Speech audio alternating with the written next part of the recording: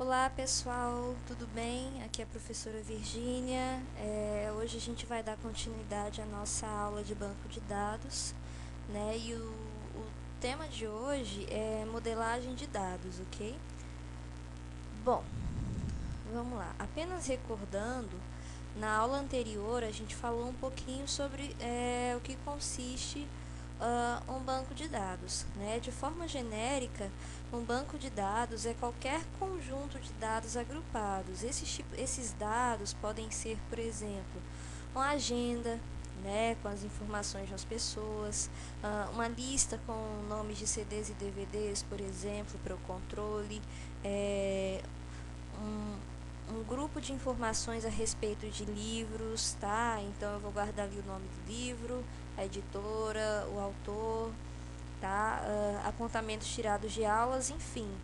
Qualquer tipo de dado agrupado pode formar uma base de dados, né? A nossa disciplina é banco de dados, a gente vai fazer todo um estudo para criar um banco, né? Onde além de armazenar, eu possa recuperar essa informação de maneira satisfatória, certo? Nós vimos também as diferenças entre dados e informação, tá? O que são dados? Dados representam um conjunto de fatos.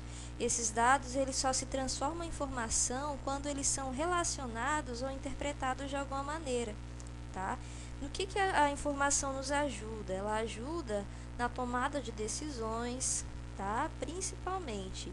E a informação, ela é uma necessidade diária em qualquer ato de gestão e tem papel fundamental na previsão de atividades e resultados futuros de uma empresa, tá? A gente sempre coloca assim no contexto de empresa ou coisa do gênero, mas qualquer tipo de atividade que vai ser feita, informação é um item primordial, tá? E ganha quem tem essa informação com antecedência, quem tem primeiro. Bom, então pessoal, hoje nós iremos falar dos modelos de dados. Lembrando que na aula passada, além dos conceitos de dados, de informação, a gente falou um pouco sobre o sistema de gerenciamento de banco de dados, né? Falamos assim do que esse tipo de sistema ele tem que prover, né? Controle de redundância, múltiplas visões dessas informações, tem que ter vários níveis de abstração, um tipo de visão para o usuário, um tipo de visão para o administrador do banco de dados, tá? E quando a gente fala de modelo de dados, nós estamos indo para um outro patamar para essa questão do desenvolvimento, tá? Os sistemas de banco de dados, eles podem ser classificados de diversas maneiras, como por modelo de dados, né, que é o que a gente vai ver hoje, por números de usuários, por localizações, entre outras coisas, tá? Esse modelo de dados, ele é uma coleção de pelo menos 3 componentes. Um conjunto de tipos de estruturas de dados, tá? Onde eu vou definir os tipos de dados e como eles se interrelacionam. Um conjunto de operadores que vai nos permitir a manipulação das estruturas de dados que foram previamente definidas. Lembra das linguagens de definição que a gente viu na semana passada? E consiste também num conjunto de regras de integridade, ou seja, regras que vão definir que dados são válidos ou não, certo? Os modelos de dados, nós temos aí pelo menos 3 gerações de sistemas de gerenciamento de banco de dados. Lá por volta dos anos 60, nós tínhamos aí 2 tipos de modelos, o modelo hierárquico e o modelo de rede, que a gente vai conhecer um pouquinho adiante. E o modelo relacional, que foi proposto na década de 70 e que até hoje é amplamente utilizado. E por fim, né, a terceira geração, que nós temos o modelo de dados orientado a objeto. Esse modelo orientado a objeto não é o foco do nosso curso, tá? Mas para quem já desenvolveu alguma coisa, quem conhece, por exemplo, a linguagem de programação Java, que é uma das linguagens que se utiliza bastante esse conceito de orientação a objeto, o conceito é parecido, tá? a forma de se trabalhar. Mas vamos lá. Modelo de dados hierárquico. Foi o primeiro modelo de dados a ser reconhecido, tá? Ser reconhecido como um modelo de dados, tá? E o seu desenvolvimento só foi possível devido à consolidação dos discos de armazenamento endereçáveis, tá? Porque esses discos eles possibilitaram a exploração da estrutura de endereçamento físico para viabilizar a representação hierárquica das informações. Bom, eu não sei até que ponto eu estou sendo clara para vocês, tá? Mas esses modelos de dados aqui, eles estão relacionados à forma como nós vamos estruturar as nossas informações, tá? O primeiro tipo de modelo de dados a ser utilizado em banco de dados foi o modelo hierárquico, e aqui eu tenho um exemplozinho de como ele funcionaria, tá? Esse tipo de modelo aqui, essa forma de estruturação de dados, tá? Ela lembrava uma árvore ou então hierarquia, tá? Onde eu tinha aqui essa entidade obra, por exemplo, onde eu tinha os meus atributos, tá? Então eu acessava primeiro as informações da obra para depois ter acesso às informações a respeito dos materiais que serão utilizados nessa obra, tá? E uma vez que eu tenho acesso aos materiais, só então eu tenho acesso ao fornecedor e, por fim, ao fornecimento. Ou seja, cada registro vai ser uma coleção de campos, que nós vamos chamar de atributos, que vocês verão mais adiante nessa aula, tá? Cada um contendo apenas uma informação. O registro da hierarquia que precede a outros é o registro pai, e os outros são chamados registros filhos, seguindo a lógica da estrutura de dados chamada árvore, né? Então aqui eu posso dizer que esse é meu registro pai e todos esses outros são registros filhos, ou seja, um vai dependendo do outro, tá? Esse modelo de dados aqui foi o primeiro concebido, tá? E como que a gente explica isso daí? Essa forma de estruturação aqui, ela é um pouco limitada, tá? Porque eu acesso essas informações de uma maneira unidirecional, vamos dizer assim, tá? Eu dependo dessa estrutura para que meu banco de dados ele funcione, ou seja, eu não tenho aqui o advento da maleabilidade, tá? Então aqui eu tenho para vocês um exemplo de como ficaria, de como ficaria essas informações num banco de dados hierárquico, tá? Então aqui eu tenho, por exemplo, a obra 1, a obra 2 e a obra 3. Então a minha obra 1, ela tem os materiais 1 e os materiais 2, por exemplo, tá? Os materiais 1, eles vêm de um fornecedor 1 que vende um fornecimento 1. E os materiais 3 vêm de um fornecedor 2 que vende um fornecimento 2 também. Então, era mais ou menos dessa forma que os dados eles seriam armazenados, tá? E isso só foi possível graças aos discos de armazenamento endereçáveis, onde eu conseguia então acessar essas informações, tá? O que mais que eu posso dizer? Bom, esse aqui foi o primeiro modelo, tá?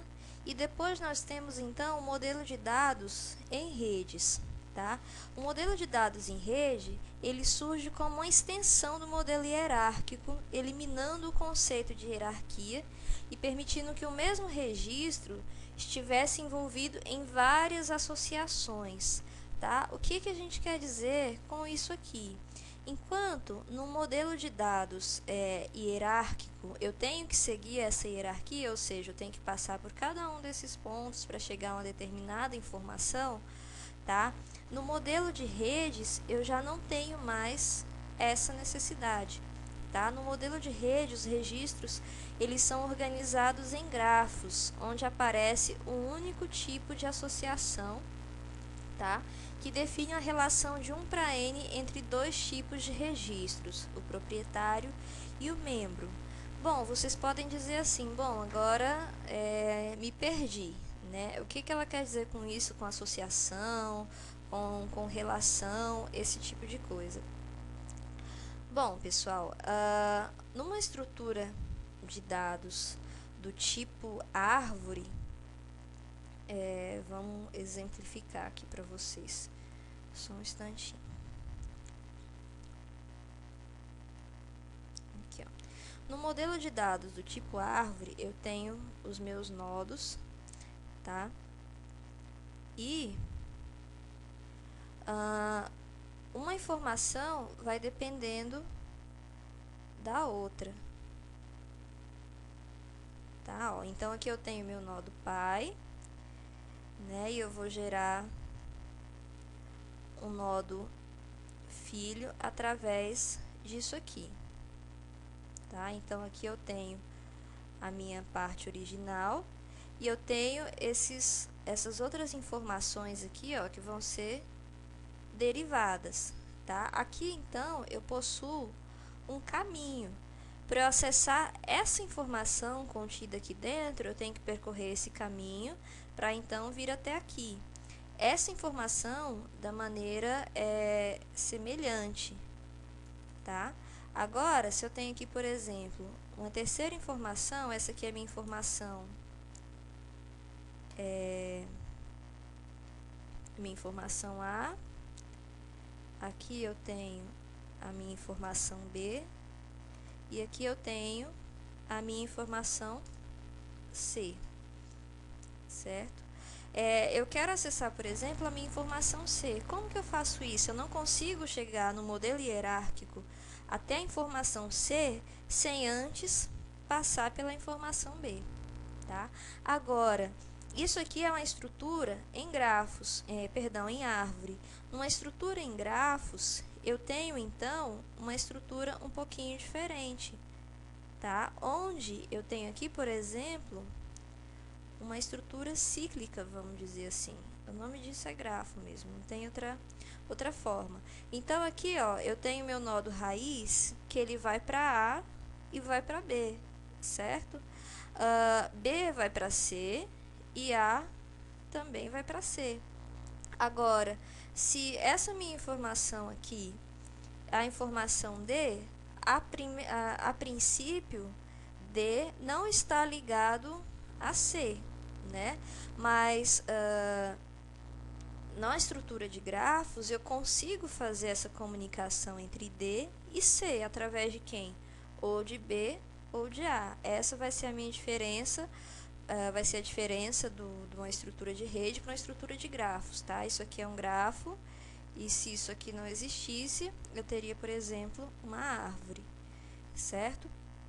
Voltando, então, ao que nós estávamos falando aqui na estrutura de redes, tá? Então, no modelo de rede, esses registros são organizados em grafos, como eu mostrei para vocês ali atrás, tá? Onde aparece um único tipo de associação que define uma relação de 1 para N. O que são essas relações? Quando a gente vai modelar um banco de dados, a gente define as relações, tá? Em termos de quantidade, vamos dizer assim. Então, aqui eu tenho o objeto, eu tenho a entidade obra, a entidade material e a entidade fornecedor. Lembrando que tudo isso aqui, gente, são abstrações do nosso mundo, tá? Aqui eu estou numa situação de uma construtora, por exemplo, né, onde eu tenho um banco de dados que eu gravo informações a respeito da obra que está sendo executada. Eu preciso do controle dos materiais que estão sendo executados, que estão sendo utilizados por essas obras, quem me fornece esses materiais, tá? E eu tenho que ter uma relação também, ó, do número de fornecimento, ou seja, de que fornecedor forneceu que material para qual obra, tá? Vamos dizer assim. Então, aqui existe relações de quantidade, tá? Então, quando eu falo aqui de 1 para N, isso é o que nós chamamos de cardinalidade. Então, por exemplo, uma obra, tá? Possui, por exemplo, N materiais. Vamos dizer assim. Aqui eu não tenho essa ligação, mas seria mais ou menos assim, tá? Um material possui N fornecedores, ou um material possui um fornecedor. Isso aí é um exemplo de associação, de relação, ok? Que mais? Então, recapitulando, modelo de dados hierárquico, onde eu uso essa estrutura aqui hierárquica, geralmente de árvores. Modelo de dados em rede, tá? Onde eu já utilizo os grafos. Então, aqui eu já não dependo mais daquela hierarquia inicial para acessar determinada informação, certo? E nós temos também o modelo de dados relacional. O modelo de dados relacional, ele apareceu devido às seguintes necessidades: aumentar a independência de dados dos sistemas gerenciadores de banco de dados e ainda prover um conjunto de funções apoiadas em álgebra relacional para o armazenamento e recuperação dos dados, além de permitir processamento ad hoc. O que eu quero dizer com isso? Bom, como foi dito aqui, ó, aumentar a independência de dados.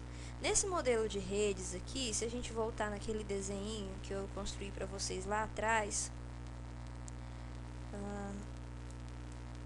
aqui, ó, imaginando um grafo, né? O que eu preciso? Eu preciso, para manter a comunicação entre D e C, eu preciso percorrer um caminho, eu tenho que passar por B até chegar nele, né? Então, aqui eu não tenho caracterizado uma independência de dados, né?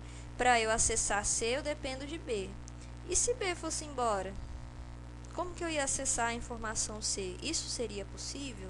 Né? Provavelmente não. Então, o modelo de dados relacional, ele trabalha com relações, tá? Que a gente vai fazer entre uma informação e outra, tá? Isso, então, permite a independência desses dados, tá? E também permite processamento ad hoc. O que é isso? Bom, imaginando uma consulta, né? Eu tenho aqui no meu banco de dados, ó, eu tenho a entidade obra, o fornecedor, material e fornecimento. No modelo de dados hierárquico, por exemplo, eu teria uma consulta pré-definida, né? Aqui no relacional, quando eu falo processamento ad hoc, por exemplo, eu quero